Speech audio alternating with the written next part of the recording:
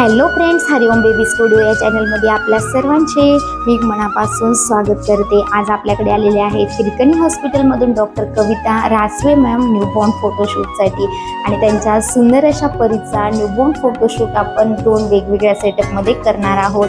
आणि मी तुम्हाला आज हेही सांगणार आहे की 1.25 महिना बेबीला घराच्या बाहेर का नाही काढायचं। ही प्रथा आपल्याकडे खूप पूर्वीपासून आहे आणि ही का आहे कारण तेव्हा एवढं हॉस्पिटल्स डॉक्टर नव्हते, मेडिसिन्स एवढं डेव्हलप नव्हतं। तेव्हा बेबींना खूप इन्फेक्शन्स, व्हायरल इन्फेक्शन व्हायचे। त्यांच्या घरीसुद्धा एवढं हायजेनिक मेंटेन, एवढं क्लीननेस नसायचा। बेबीचे क्लोथ्स फक्त म्हणजे डेटॉल वगैरे न वापरता वॉशिंग पावडरमध्येच वॉश व्हायचे आणि त्यामुळे बेबीला वेगवेगळ्या प्रकारचे इन्फेक्शन्स, व्हायरल इन्फेक्शन व्हायचे।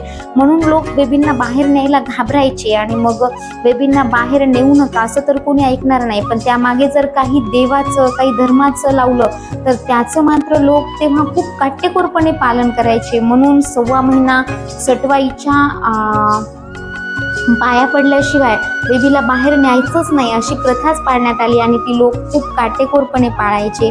पण आता आपण एवढं म्हणजे क्लीननेस असतो, एवढं हायजेनिक मेंटेन करतो, एवढं केअरफुली फोटोशूट करतो।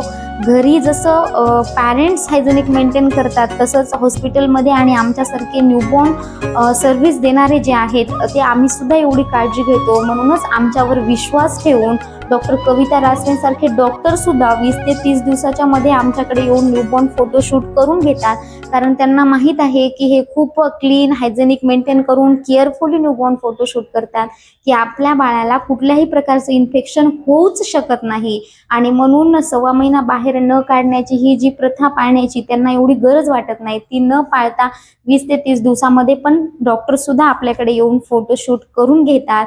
आणि मग डॉक्टर रासवेंसारखे जे म्हणजे ज्यांनी आपल्यावर जो विश्वास ठेवला याच्याबद्दल तुम्हाला काय वाटतंय आणि हा फोटोशूट सुद्धा तुम्हाला कसा वाटला हे कमेंट करून नक्की सांगा।